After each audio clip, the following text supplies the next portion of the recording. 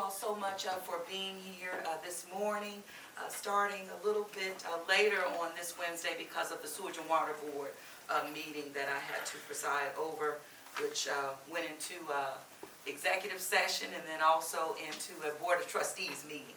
So without further ado, I am here. I'm going to give you just a couple of updates as I normally do, and then segue right into questions and answers that you will have for me.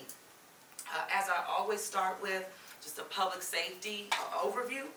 And as I look at preliminary data from week to week, so the week of June 11th through 17th compared to the prior week, the city had 30 fewer violent crimes. This includes less sexual assaults, non-fatal shootings, and armed robberies in the city of New Orleans. There were even, I would say, fewer carjackings and over 20 fewer auto thefts as well. I just make a point there because I know last week there was some questions in regards to that. So we're still just continuing to see, we're moving in the right direction. Year-to-date stats using, again, preliminary data from the New Orleans Police Department through June 17th, comparing 23 to 2022, again, continuing to show progress. Murders down 17%, armed robberies 16% down, non-fatal shooting incidents down 10%, non-fatal shooting victims are down 14%, carjackings 40% down. As I always say, as we're looking at the data, it's always good to use it as a measure, meaning we're moving in the right direction, but it doesn't mean that we have, or people in our community have not been impacted by crime in our city. But we're aggressively addressing it, and we're seeing results based on that. Even as relates to, I give you stats about gun felonies and arrests associated with these felonies. The increase in gun seizures as well as arrests are just, again, demonstrating an overall decline in violent crime against or throughout the city of New Orleans. It is very important just to note, I'm bringing up the clearance rate for murders, 51%, and their solve rate is 49% compared to a clearance rate of 42.3% and solve rate of 46.9% in 2022. So again, just seeing a steady progress as it relates to violent crime in our city. And I will also just have to note, I talked about the gun seizures, and then I also kind of picked back up in terms of some things that were floating around, I would say, in the media in terms of if that was a negative against the work of the New Orleans Police Department regarding these gun seizures, meaning the minor offenses. What we believe is that if we get it early, meaning in minor, it will not escalate. And that's how we're focusing on this. Accountability breeds accountability breeds accountability. So at every instance where we can address violent crime, even as it relates to minor offenses in our city, we're going to do that. We do believe that it has an overall impact on violent crime and, of course, de-escalating and moving forward on the path that we're on with progress. On June the 15th, we officially launched our mobile crisis intervention unit. We did the soft launch, I would say, on June the 1st. But even in that first 2 weeks, we saw progress. We saw the results of that, and we're continuing to see it every single day. I'm just pleased by the work of our health department and, of course, in partnership with our team on the ground. We're seeing again that our efforts are focusing where the priorities are, meaning on our mental health system and connecting our people to the resources that they need relative to behavioral health in the city of New Orleans. This is freeing up law enforcement. This is freeing up a burden even on not only our families, but also on our emergency rooms in the city of New Orleans. As of yesterday, June the 20th, we've answered over 114 calls and have transported 72 patients for care. This is a big deal in the city of New Orleans. And even on yesterday, signing the cooperative endeavor agreement that extends our relationship with the Odyssey House, Louisiana, which helps us with and provides services in our sobering center, where we have solidified that partnership through 2027, meeting our people where they are, and a holistic approach as it relates to public health in our city. And everything touches public health, even public safety. Heat advisory, excessive heat in public health, and of course, public safety. Making sure that we just continue to meet our folks where they are. We've opened up a number of hydration stations, cooling centers in the city of New Orleans. As you know, last week, even as it moved into this week, we just saw temperatures that feel like 105 and upward of 115 degrees. And so we responded in real time. I moved forward with approving the necessary overtime associated with standing up those NORD centers in our city. And as I mentioned, as we were preparing for hurricane season, now we have fully embedded our NORD C team into our responses to disasters or crises and climate that comes to the city of New Orleans. This is just an example of that, and that's why it's so vitally important for us to protect our fund balance, to protect our rainy day fund, because again, climate has already changed, and the city of New Orleans, we're continuing to see that we're on the front lines of it, and it takes resources and money to respond in real time to the needs of the residents of this city. And so with that, we know that our hydration stations as well as cooling centers, they distributed water, over 1,000 bottles, but more importantly, they provided an opportunity for our residents to get cooled off, as well as for our young people, to engage in recreation. And hey, this is something, again, that I'm very proud of. And anytime we can engage our young people, keeping them off the street, keeping their minds focused in every way possible, it's a good thing in the city of New Orleans. And especially when we just continue to see how some of our young people in our city are connected to violent crime in the city of New Orleans. And so with that, we're going to continue to keep them employed, keep them engaged, and keep them cool. So with that, many thanks to our NOLA Ready volunteers. We can't do any of this without our volunteers, who are residents of this community. In addition to, of course, the fire department, of course, our NORD, all of our NORD employees, and of course, Together New Orleans, where the city of New Orleans has invested heavily in making sure that we have lighthouses even in our city that can help our residents in key areas where they live. Also, let me see what else I had here. I wanted to talk about, just briefly, Nathaniel Fields, who runs our Office of Homeless Services and Strategy. Again, very front and center in terms of how we are addressing these needs that have a real impact on our most vulnerable populations of people. And so with every step that we take, we make sure that our eye is on equity, our eye is on inclusion, and our eye will always be on the most vulnerable in the city of New Orleans, providing them with the resources that they need as best that we can. I also wanted to just highlight, thought I had it here, okay, the Gen Z Fest, NOLA Gen Fest.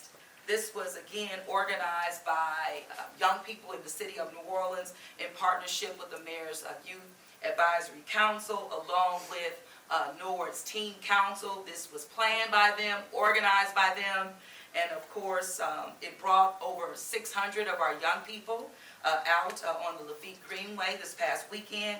We had over 800 registrants, but we saw 600 people. As I tell the leadership of the Mayor's Youth Advisory Council, Mr. Malachi, I talked to him yesterday. I said, listen, man, we have to recognize progress at every step and every turn. So while you got 600 young people out, which is huge, and it's something that we all should be proud of, like, don't be distracted, keep the focus going, and there's more to come. Our young people want to see more coming, and I said, listen, this administration, our teams, our partners will continue to listen as well as to respond to what they want to see in their city that meets them where they are. So again, a shout out to our young people and the adults that just stayed at the table, making sure that we kept our young people engaged. Also, just wanted to give a huge shout out again to my sister mayor, Karen Bass, Councilwoman Helen Hutt there in the city of Los Angeles, where Los Angeles met NOLA, and we highlighted not only the second great migration that came out of Louisiana, particularly the city of New Orleans, going to Los Angeles and doubling the population, and really by 900% during 40s, 50s, 60s. But I tell you, making sure that the city of New Orleans has solidified our place in LA, even for their jazz festival, which will begin next summer, 2024. And I think it was just so exciting to bring a local artist, young people, the brass band that participated.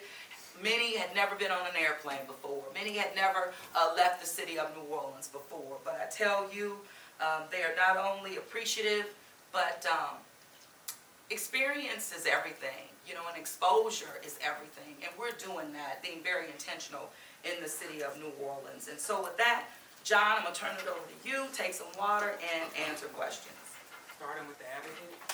Sure. Thank you. I am curious, you mentioned Mr. Nathaniel Fields and the work around homelessness. I wonder if there are any sort of specific approaches given the heat and the conditions that we saw last week. Are there any particular approaches to making sure that people in the encampments are safe during upcoming hot weather?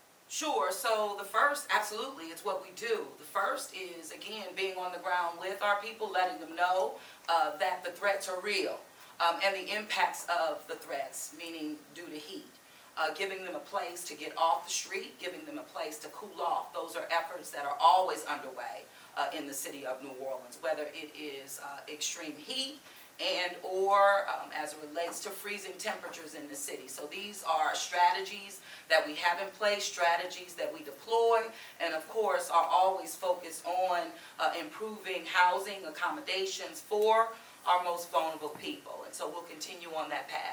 And hiring of Nathaniel Fields just demonstrates the importance of, but the prioritization that this administration has given to our most vulnerable people living on the street, as well as in our shelters that we've created and we fund.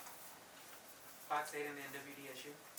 Mayor, a federal monitor is going to be in court today for a status hearing at the federal court building, and I didn't know if you wanted to speak about what your thoughts are on the current battle to try to get out from under the consent decree. And some of the monitors have also been a little vocal about some unhappiness they've had with some NOPD investigations, notably the VAPI investigation. I didn't know if you had any thoughts on it. Well, as I've always said, my stand on the consent decree is that the judge and the monitors continue to focus and stay in their lane, meaning focus on the consent decree. Anything outside of that is really none of their business. And we would be further along, I would say, not only with the morale of our department, but also as we're in the midst of recruiting and retaining the men and women that work hard every single day protecting and serving the residents of this city. Stay in their lane, stay focused on the consent decree, and if we do that, and if they do that, they will get to the place where I am. I know that we're at a place of substantial completion, and of course, when you think about just some of the areas that they're zoning in on in terms of bias-free policing is one of them. And then getting outside of their lane relative to investigations and being biased. It gives me great concern about who's, it's almost like Malcolm X, he said, you got the fox watching the hen house. That's what it speaks to me about. So let's stay in our lanes, let's focus on the consent decree, and make sure that the city of New Orleans satisfies it based on the work of the men and women of the New Orleans Police Department. I think we'll be further along, not only with recruitment practices, momentum, as it relates to the city of New Orleans and our police officers. WDSU. Thank you. Good morning, Mayor. I know that this is something that we've talked about with you before, is these violent crimes that do involve women, also juveniles as well. I know there was a shooting last night where a woman was the victim of a crime she believed to be a pregnant woman. I just wanted you to respond to those ongoing crimes and also talk about what is being done to combat them? So what is being done to combat violent crime in the city of New Orleans is really looking at the data, looking at the trending, and making sure that our SOD, our Special Operations Division, as well as just the overall focus of where the deployment strategies will happen. The New Orleans Police Department, our leadership there, are very in tune and utilizing this data to focus. And we're seeing tremendous progress as it relates to that. So they will continue to do what they do.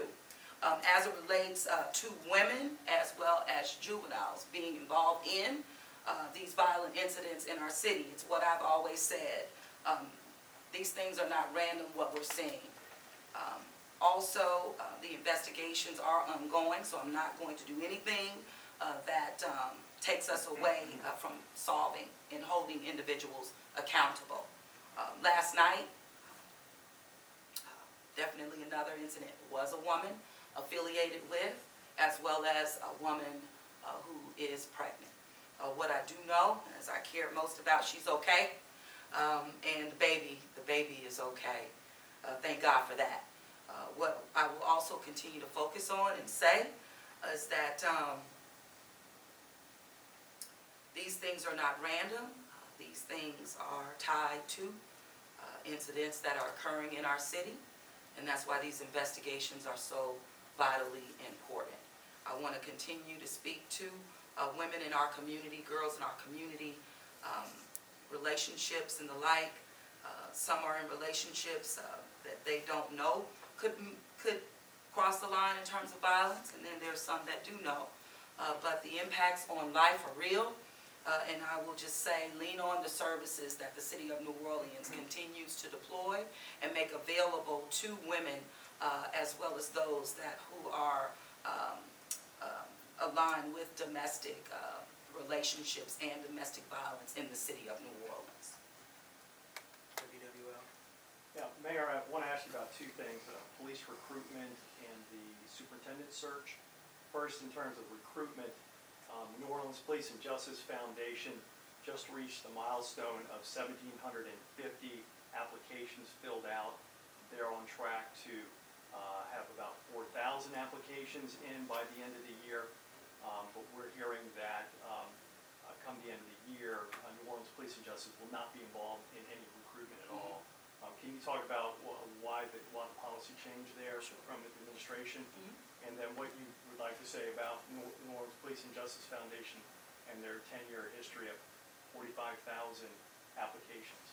Okay, so what I will say to that is, based on the progress that we've seen relative to recruitment, is all to do with the New Orleans Police Department and the restructuring relative to recruitment practices. This is something that has been deployed by Superintendent Michelle Woodford, as well as our lieutenant, as well as leadership that has focused on recruitment more heavily than we have in the past. This has led to the decision for the New Orleans Police Department to take it on solely, and not being disparaging against our partners with the New Orleans Police and Justice Foundation, but we know without a doubt the progress that we made has everything to do with the changes that we have deployed, again with the New Orleans Police Department just being more in the trenches and therefore being held more accountable for recruitment practices within the city of New Orleans. And so we'll continue on that path.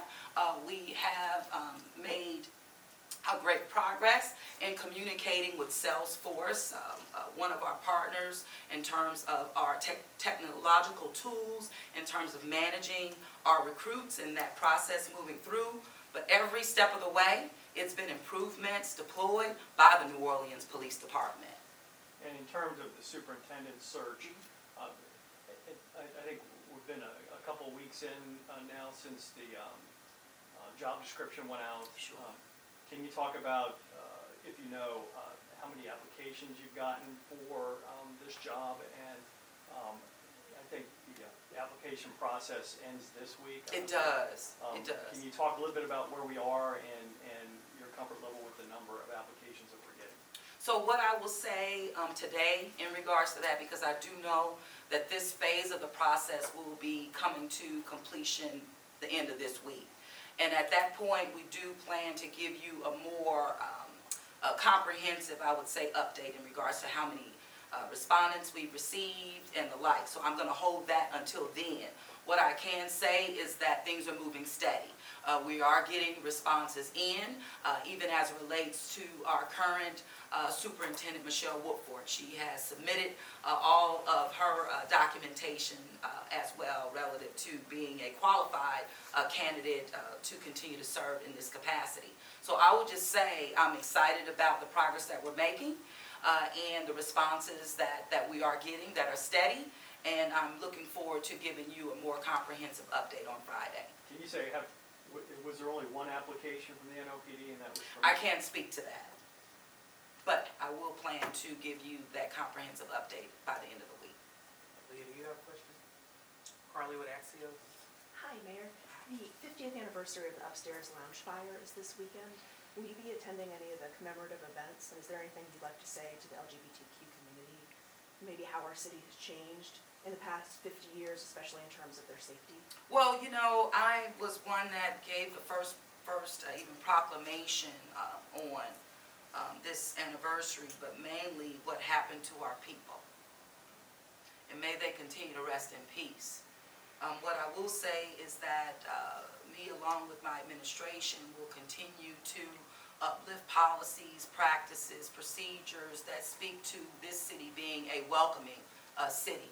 That we will continue to beat back, push back any language, laws that have been embraced at the state level that directly impact the health and wellness and care of our LGBTQ plus all-encompassing relative to the people that I know that I serve on a daily basis for this city.